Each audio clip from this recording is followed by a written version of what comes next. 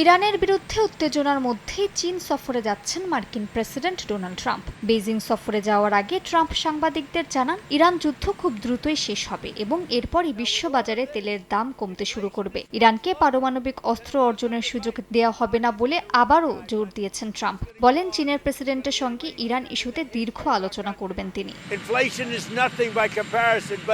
আমি মনে করি ইরান ইস্যুতে আমাদের কারো সহায়তার প্রয়োজন নেই। যেভাবেই হোক আমরা জিতব, শান্তিপূর্ণভাবে হোক বা অন্য কোনোভাবে। তাদের নৌবাহিনী ধ্বংস হয়ে গেছে, তাদের বিমান বাহিনীও শেষ, আমরা জিতবই। চীন সফরে যাওয়ার আগে ট্রাম্প আরও বলেন, তেহরানের হাতে পারমাণবিক অস্ত্র গেলে পুরো বিশ্ব বিপদে পড়বে। একই সঙ্গে হরমুজ প্রণালীতে ইরানি বন্দরগুলোর বিরুদ্ধে মার্কিন অবরোধকে শতভাগ কার্যকর বলেও দাবি করেন মার্কিন প্রেসিডেন্ট।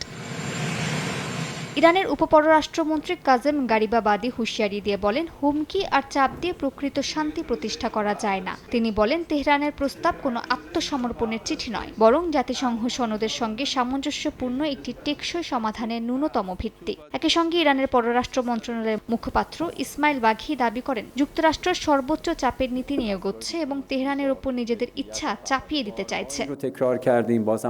এদিকে পাকিস্তানের পররাষ্ট্রমন্ত্রী ইসহাক দার চীনের পররাষ্ট্রমন্ত্রী ওয়াং ইর সঙ্গে ফোনালাপে ইরান যুক্তরাষ্ট্র উত্তেজনা নিরসনে ইসলামাবাদের মধ্যস্থতার বিষয়টি তুলে ধরেছেন। চীন পাকিস্তানের এই ভূমিকাকে সমর্থন জানিয়েছে। তুরস্কের পররাষ্ট্রমন্ত্রী হাকান ফিদানও বলেছেন, আঙ্কারার সবচেয়ে বড় অগ্রাধিকার এখন যুদ্ধবিরতি টিকিয়ে রাখা, কারণ নতুন করে যুদ্ধ শুরু হলে বিশ্ব অর্থনীতি ও জ্বালানি নিরাপত্তা আরও বড় সংকটে পড়বে।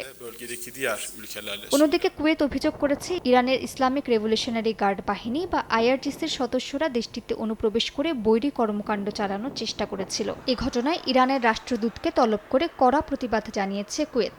একই অভিযোগের নিন্দা জানিয়েছে কাতারও। মালিহা সুহরওয়ার্দী, সময় সংবাদ।